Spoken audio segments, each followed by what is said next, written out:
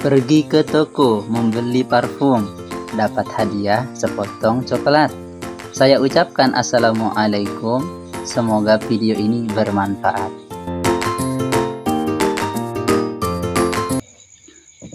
Perkenalkan, saya Khairul Anwar, mahasiswa PPG PAI LPTK Institut Agama Islam Negeri Sultan Amai Gorontalo, batch 2 tahun 2024.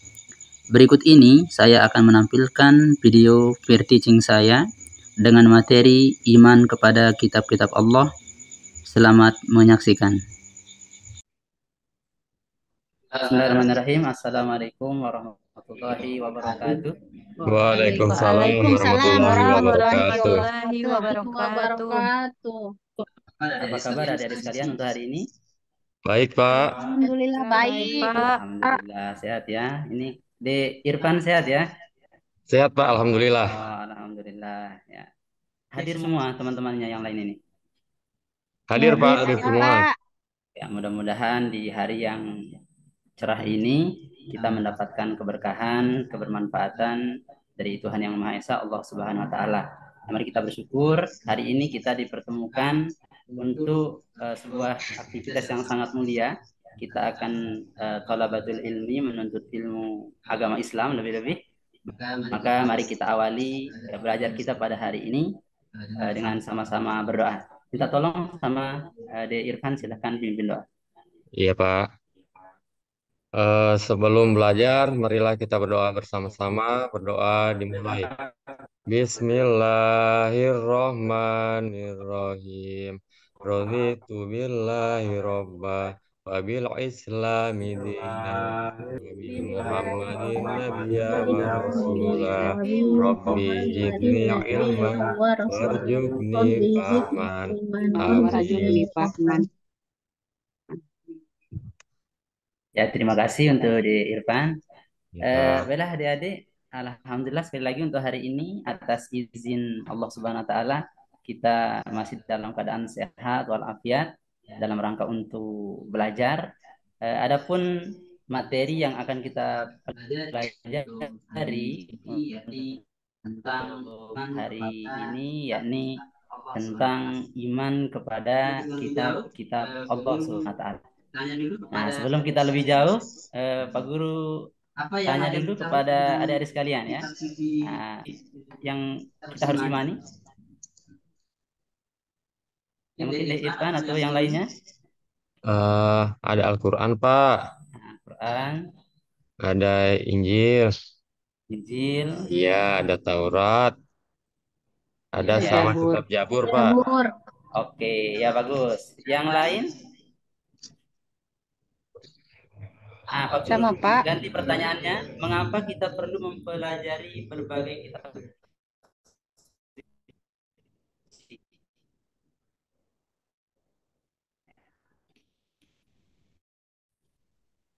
Agar kita mendapat pedoman Mengapa hidup, ya? Pak. Muli Iya, mungkin Pak. Bu Rahmola. Iya, Pak. Dari saya. Baik. Nah, kenapa kita harus Ya. pelajari kitab-kitab Allah itu? Karena kitab-kitab Allah itu diturunkan oleh Allah Subhanahu wa taala kepada nabi dan rasulnya untuk jadi pedoman bagi umat manusia. Iya, Baik, Pak. bagus. Terima kasih. Ya, ya, terima kasih. Ada yang mau menambahkan? Ada, Pak. Yang lain silakan. Ya. Ya, jadi kenapa kita perlu mempelajari berbagai kitab suci ini? Karena ada yang pertama, kita dapat memahami keberagaman agama. Wabil khusus di Indonesia ini kan terdiri dari beberapa ragam agama. Yang kedua, menemukan kesamaan. Dari keempat, kitab ini pasti akan ada hal yang sama atau aturan yang sama yang ada di dalam empat kitab ini. Yang ketiga, menambah wawasan kita. Yang terakhir, menemukan jawaban karena banyak orang-orang yang mempertanyakan tentang sebenarnya agama apa yang perlu kita imani dan bagaimana cara kita melangsungkan hidup di muka bumi. Gitu, Pak. Terima kasih. Oke, terima kasih ya untuk Cynthia. Yang terakhir mungkin sebelum kita lebih jauh lagi, yakni apakah semua kitab suci memiliki isi yang Saya, Pak. ya, Pak? Ya, Pak. silahkan. Tidak. Tidak ya? Ya, tidak. Ya, Ya, tidak. Karena masing-masing Tidak, memiliki tidak. Pak. Baru keunikannya. lanjutan jawabannya. Pak. Ada keunikannya masing-masing ya. Baiklah. Ya, ada Terima keunikan kasih dan untuk yang sudah ciri khas. memberikan jawaban. Jadi adik-adik sekalian, untuk hari ini kita akan banyak membahas tentang iman kepada kitab-kitab Allah. Nah, dari judulnya saja sudah disebutkan di sana, kitab-kitab Allah berarti kitab Allah ini itu tidak satu buah begitu ya, tapi ada beberapa. Nah, ya akan saya beri share screen dulu.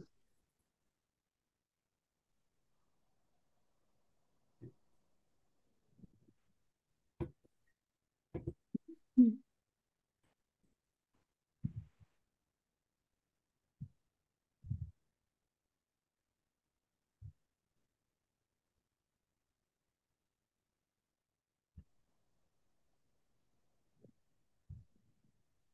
Sudah kelihatan adik-adik sekalian?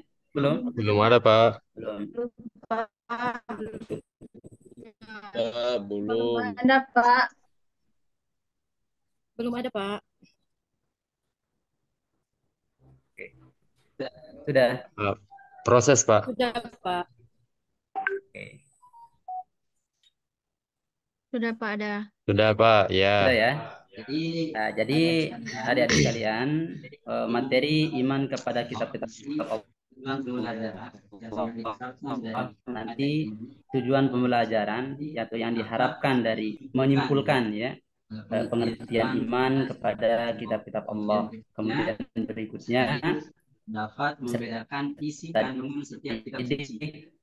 Dapat membedakan isi kandungan setiap kitab suci. Yang mencerminkan berikutnya yang ketiga, peserta didik cerminkan iman kepada kitab-kitab Allah Subhanahu wa taala dalam kehidupan sehari-hari. Baru yang terakhir, yang keempat yakni mengidentifikasi nilai-nilai universal yang terkandung dalam kitab suci. Karena nanti di dalam kitab suci yang empat ini ada nilai-nilai universal, ada nilai-nilai yang bisa disebut menyatukan di antara empat kitab yang sekalipun ada sisi-sisi keunikan, sisi-sisi perbedaan dari kitab tersebut. Nah, ini yang akan kita pelajari sebentar nanti. Kemudian pembelajaran kita hari ini yakni kita akan melaksanakan pembelajaran dengan pendekatan PBL ya. Saya akan membagi adik-adik menjadi beberapa kelompok ya. Ada 4 kelompok. Ini saya akan sebutkan. Ini ketua-ketua kelompoknya ada pertama Irfan Ya, ya. Pak. Nah, nanti berkelompok dengan Yusuf, dengan Adeline Arafa, dengan Zainul. Kemudian yang kedua Rahmolan, kemudian Sali dan Wirnawati. Ya. Siap ya? Semua harus siap, Siap, ini ya. Pak. Siap ya? Ya, Pak. Oke. Yang berikutnya kelompok yang ketiga Rosmawati, Salma, Erlian dan Zainab.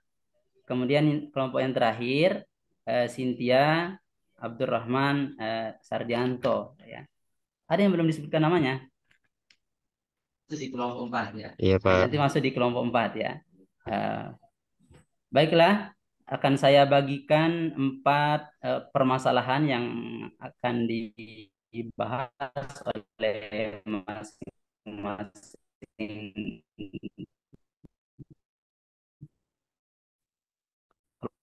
kelompok ya.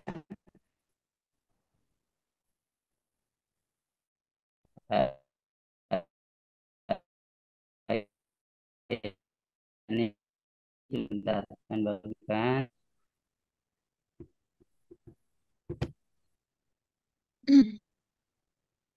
Mohon maaf. Ya, tunggu sebentar, mohon maaf.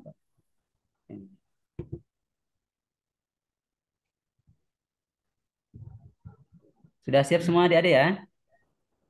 Ya, Iya, Pak. Pak. Ya, oke. Pak.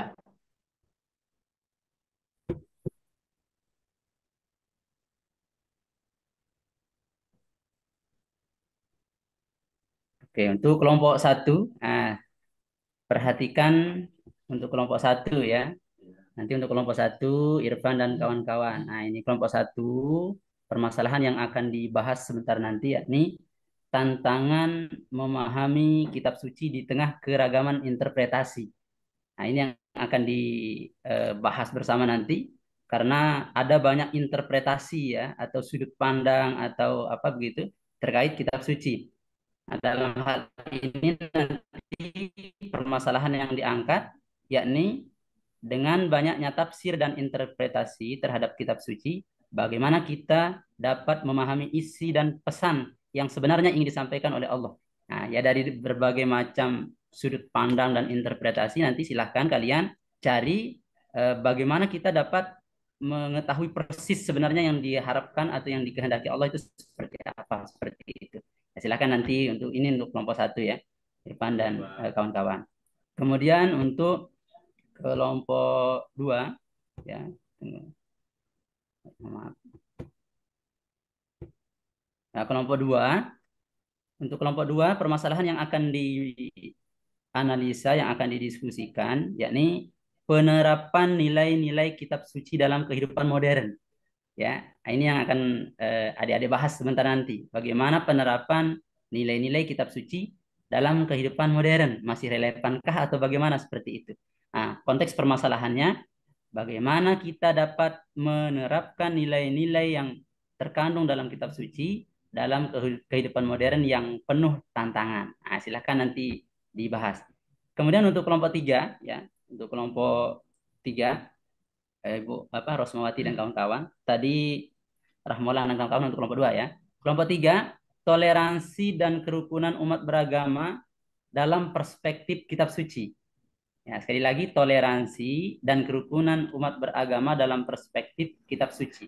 Nah, permasalahan yang akan kalian diskusikan yakni bagaimana kita dapat membangun toleransi dan kerukunan umat beragama di tengah perbedaan keyakinan seperti itu.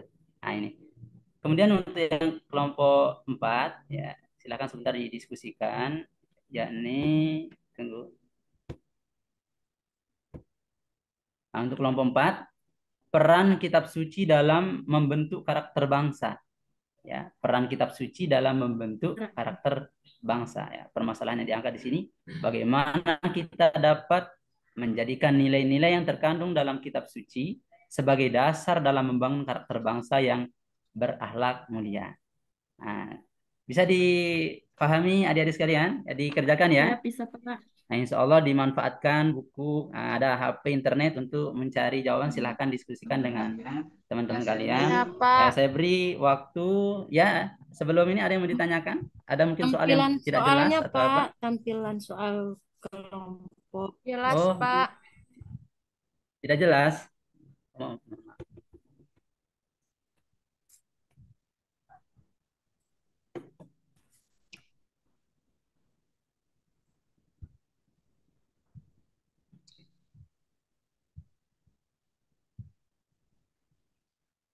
ya, ini untuk kelompok 2.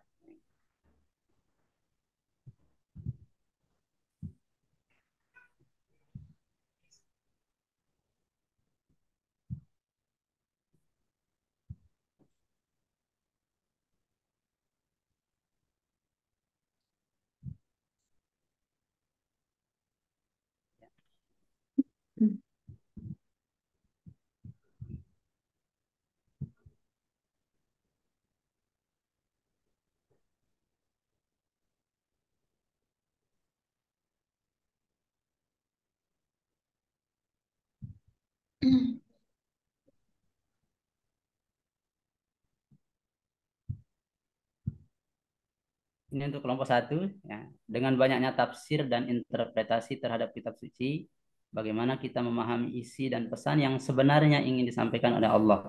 Nah, silakan bisa dibaca. Tidak muncul. Belum ada, Pak. Tidak bisa? Ya, tidak bisa Pak, tidak terlihat di sini. Tidak terbaca.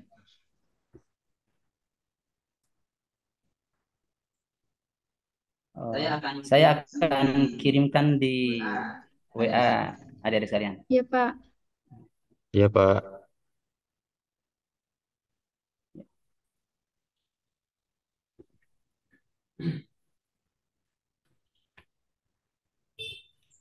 Ya, saya beri kesempatan 7 menit ya, 7 menit untuk mendiskusikan. Nanti ketua-ketua kelompok pada saatnya mempresentasikan hasil diskusi.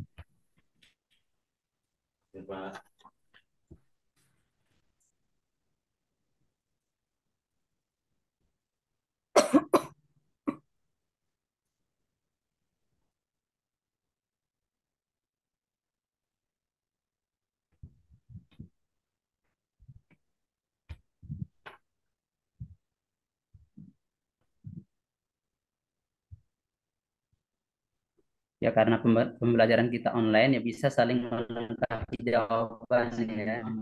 Karena diskusinya juga online, silahkan. Iya, Pak. Ya Pak.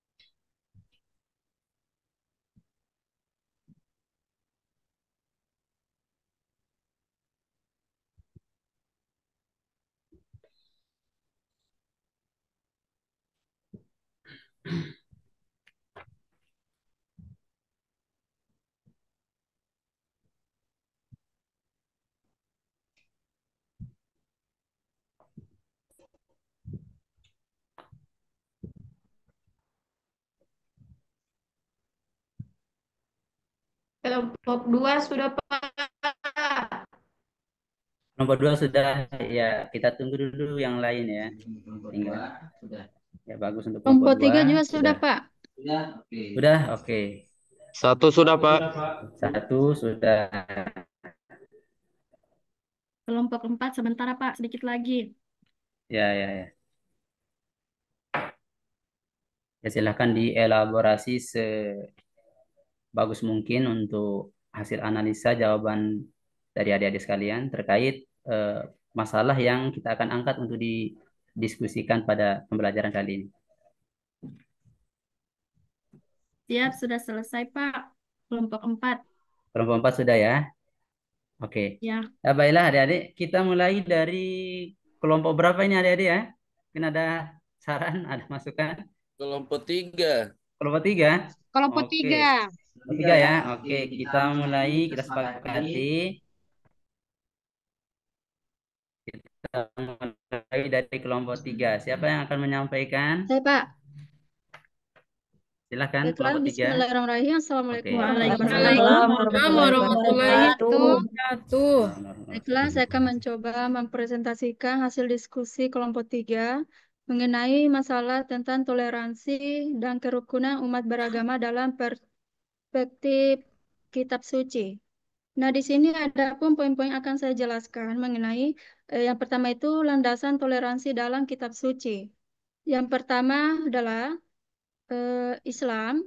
Konsep tasamu atau toleransi sangat ditekankan dalam Islam. Al-Quran mengajarkan agar umat Islam berinteraksi dengan pemeluk agama lain dan sikap baik dan menghormati keyakinan mereka.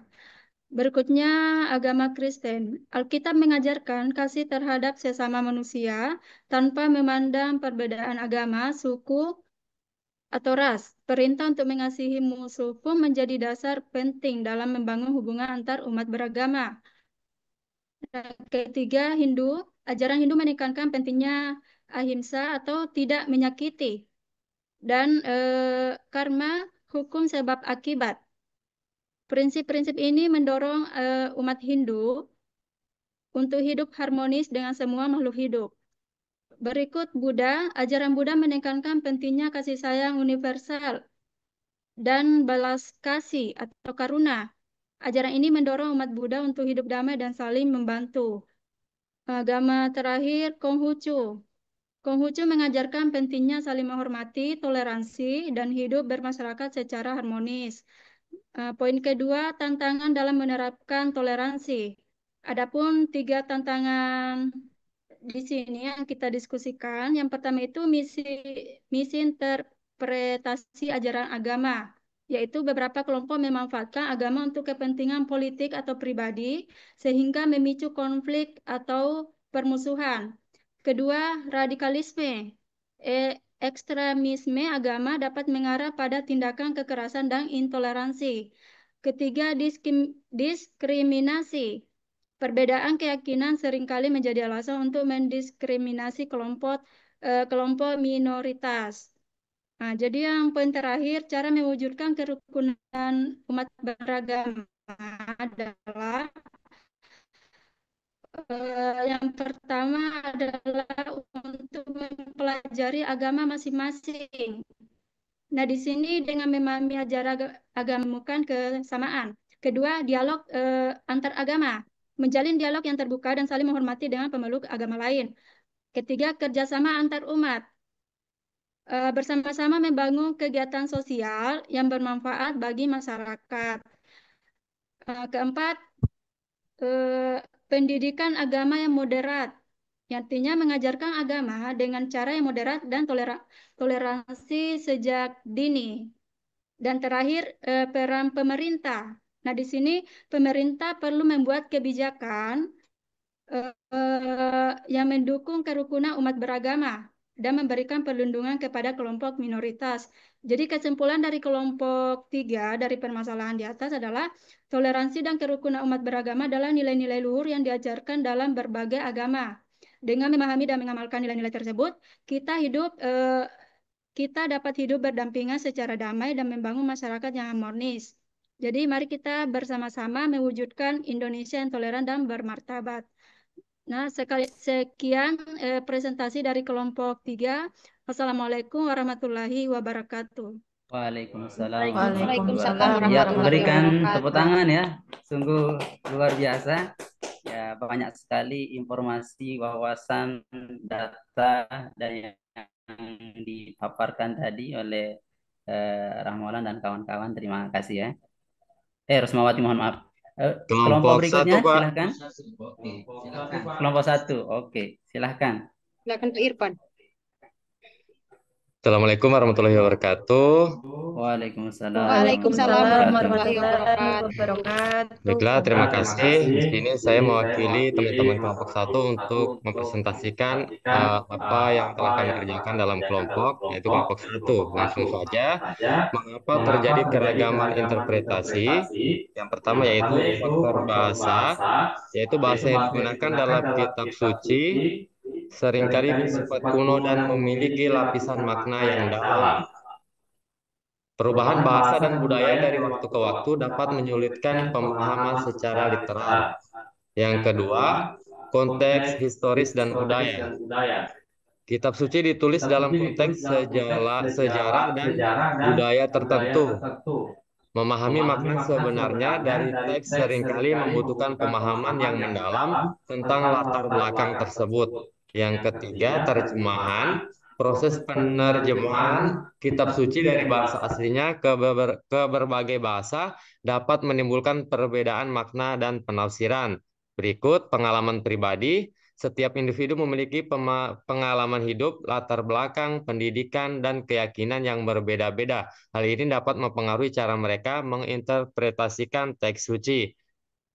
Yang kelima, tujuan interpretasi, yaitu seseorang dalam menafsirkan kitab suci juga dapat mempengaruhi hasilnya. Apakah tujuannya untuk memahami secara akademis, untuk panduan hidup, atau untuk mendukung pandangan tertentu. Berikut tantangan yang dihadapi. Yang pertama yaitu pluralisme agama, yaitu keberagaman agama dan kepercayaan membuat interpretasi kitab suci menjadi sangat beragam. Yang kedua, ekstremisme, yaitu beberapa kelompok menggunakan interpretasi yang sempit dan literal untuk membenarkan tindakan kekerasan atau diskriminasi. Yang ketiga, relativisme, yaitu di sisi lain ada kecenderungan untuk menganggap semua interpretasi sama validnya, sehingga mengaburkan perbedaan antara kebenaran dan juga opini. Yang keempat, modernisasi, yaitu perkembangan ilmu pengetahuan dan teknologi seringkali memunculkan pertanyaan baru yang sulit dijawab oleh teks yang ditulis ribuan tahun lalu. Bagaimana menghadapi tantangan ini? Yang pertama yaitu dapat dilakukan dengan mempelajari konteks, yaitu upaya untuk memahami konteks historis dan budaya di mana kitab suci ditulis. Yang kedua, menggunakan berbagai sumber. Jangan hanya bergantung pada satu sumber interpretasi, melainkan harus membandingkan pandangan dan juga pendapat dari para ahli. Yang ketiga, bersikap terbuka. Terbuka terhadap pandangan orang lain, namun tetap kritis dan berpegang pada prinsip-prinsip dasar agama. Yang keempat, menghormati perbedaan, yaitu hormati perbedaan interpretasi dan hindari memaksakan pandangan Anda kepada orang lain. Yang kelima, fokus pada nilai universal.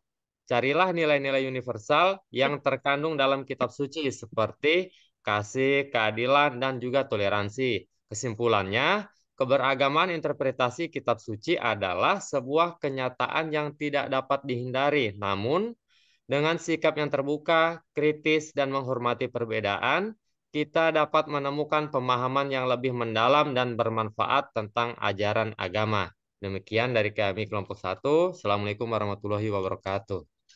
Waalaikumsalam. Waalaikumsalam warahmatullahi wabarakatuh. Ya, luar biasa ya dari Irfan. Agak panjang juga jawabannya. Mungkin ada dari kelompok lain yang mau merespon sebelum kita lanjut ke kelompok berikutnya? Tidak ada? Kak, so lengkap, so pas. Oh, sudah pas. Oke. Selanjutnya silakan kelompok. Empat. Kelompok 2. Oke, kelompok 2 dulu. Kelompok 2 silakan. Rahmolan ya. Ya, ya Pak. Baik, terima kasih kesempatannya untuk kelompok 2. Jadi, di mana kelompok 2 telah mendiskusikan penerapan nilai-nilai kitab suci dalam kehidupan modern. Di mana dalam kehidupan modern merupakan sebuah tantangan yang menarik. Di satu sisi, kita hidup dalam era yang sangat dinamis dengan perkembangan teknologi yang pesat dan perubahan sosial budaya yang cepat. Di sisi lain, nilai-nilai dasar yang terkandung dalam kitab suci tetap relevan dan dapat menjadi panduan hidup yang berharga. Meskipun setiap kitab suci memiliki kekhasan masing-masing, terdapat beberapa nilai universal yang dapat kita aplikasikan, misalnya keadilan, kebenaran, ataupun toleransi. Dalam kehidupan modern ada bermasyarakat, di lingkungan kerja, ataupun di keluarga. Kemudian, meskipun dengan demikian, ada beberapa tantangan yang dihadapi dalam menerapkan nilai-nilai kitab suci ini. Misalnya, individualisme, kecenderungan untuk menganggap semua nilai sama dan tidak ada mutlak kecenderungan untuk lebih mementingkan kepentingan pribadi daripada kepentingan bersama. Nah, solusinya bagaimana? Tentunya berkomunitas, bergabung dengan komunitas keagamaan untuk saling mendukung dan belajar bersama. Sehingga dapat disimpulkan nilai-nilai kitab suci ini memiliki relevansi yang sangat tinggi dalam kehidupan modern. Dengan memahami dan menerapkan nilai-nilai tersebut, kita dapat hidup lebih bermakna dan berkontribusi positif bagi masyarakat. Ya, baik Pak, itu dari kelompok 2. Terima kasih. Ya, luar biasa. Tepuk tangan dulu ya untuk Rahmolan dan kawan-kawan. Luar biasa ya. Ada yang mau menanggapi, memberikan respon? Luar biasa tadi. Tidak ada ya? Oke. Kita lanjutkan dulu, kita selesaikan dulu ya. Kelompok yang terakhir silakan. Baik, terima kasih atas kesempatannya. Kami dari kelompok 4 akan mempresentasikan hasil kerja kelompok kami, yakni tentang peran kitab suci dalam membentuk karakter bangsa. Kitab suci sebagai sumber ajaran agama memiliki peran yang sangat signifikan dalam membentuk karakter anak bangsa. Ajaran-ajaran moral, etika, dan spiritual yang terkandung di dalamnya menjadi landasan bagi individu untuk berperilaku dan berinteraksi dengan lingkungan sosialnya. Adapun beberapa peran penting kitab suci dalam membentuk karakter bangsa. Yang pertama, menyediakan landasan moral dan etika. Adapun landasan moral itu yang pertama, nilai-nilai universal yang mengajarkan kita seperti kejujuran, kasih sayang, keadilan, dan toleransi. Yang kedua, sebagai pedoman hidup, keputusan, dan berperilaku dalam kehidupan sehari-hari. Yang ketiga, norma sosial. Nilai-nilai yang diajarkan dalam kitab suci menjadi norma sosial yang mengatur perilaku masyarakat. Selanjutnya, yang kedua yaitu membentuk identitas bangsa. Ada 3 poin dalam membentuk identitas bangsa. Yang pertama, nilai-nilai kebangsaan. Yang kedua, warisan budaya. Dan yang ketiga adalah akar spiritual. Selanjutnya, yaitu memperkuat solidaritas sosial. Kasih terhadap sesama, ajaran agama mendorong individu untuk saling membantu dan peduli terhadap sesama. Yang kedua, keadilan sosial. Kitab suci mengajarkan pentingnya keadilan sosial dan upaya untuk mengatasi ketidakadilan. Dan yang terakhir yaitu yang ketiga, maksudnya yang ketiga yaitu gotong royong, nilai gotong royong. Selanjutnya yang keempat, larangan dan kekerasan. Sebagian besar kitab suci mengajarkan larangan untuk melakukan kekerasan dan pertumpahan darah. Saya rasa di semua agama dan semua kitab suci menegaskan hal itu. Yang kedua, toleransi. Ajaran toleransi antar umat beragama membantu menciptakan suasana yang kondusif bagi kerumunan hidup bermasyarakat.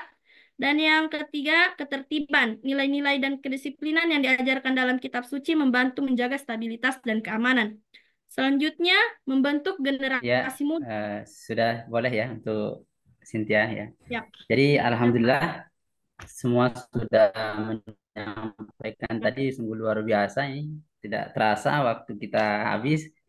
Jadi Pak Guru yang akan memberikan kesimpulan ya. Jadi kitab suci itu ibarat peta atau panduan yang akan mengarahkan seseorang kepada jalan yang benar dalam kehidupannya.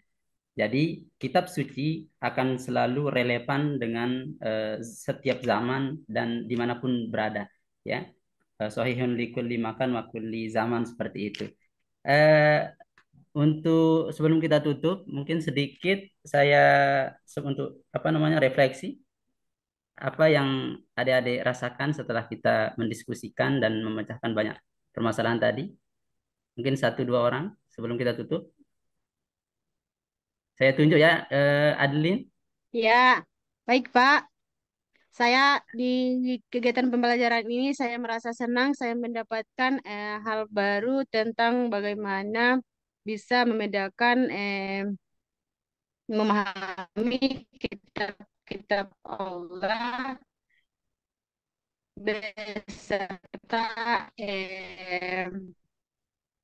perbedaannya, gitu Pak. Oh, Adeline. Ya, terima kasih adik-adik. Mungkin pembelajaran kita hari ini kita cukupkan. Mudah-mudahan kita mendapatkan manfaat dari ilmu yang kita pelajari hari ini. Nah, mari kita sama-sama tutup dengan baca hamdalah. Alhamdulillahirabbil alamin. Sekian. Assalamualaikum warahmatullahi wabarakatuh. Waalaikumsalam warahmatullahi wabarakatuh.